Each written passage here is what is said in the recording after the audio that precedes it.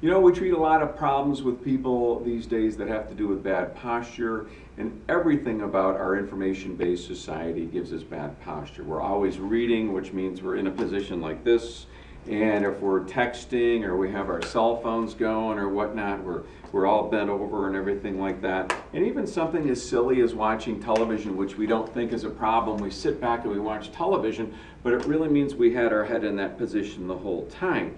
So when you're treating patients with postural issues, a lot of what you have to do is see if you can correct the posture. Now, if you've taken any of my courses before and you know about this thing called upper cross pattern of inhibition, the upper trapezius and the levator scapulae and the pectoralis muscles get very tight, short, and they dominate the rhomboids, the lower trapezius, and basically your scapular depressors, your serratus anterior. But there's a way you can combat that really easy with the patient and do it with such a simple technique, and there's almost no equipment involved in this at all. So I want to show that to you.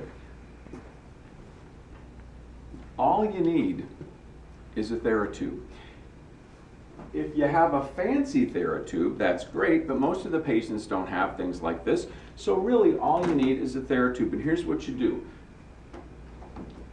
You put it in a door with a knot, close it on there, bring it down, and get your hands in it like so. Now, from the side, it's real easy to see this.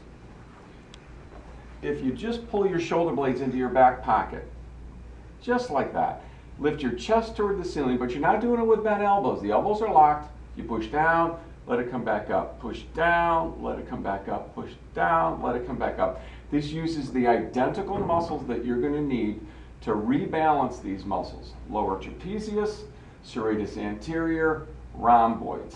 And as an extra bonus, if you have the patient hold their belly in as they lift their chest, they're actually going to get a little core work out of it.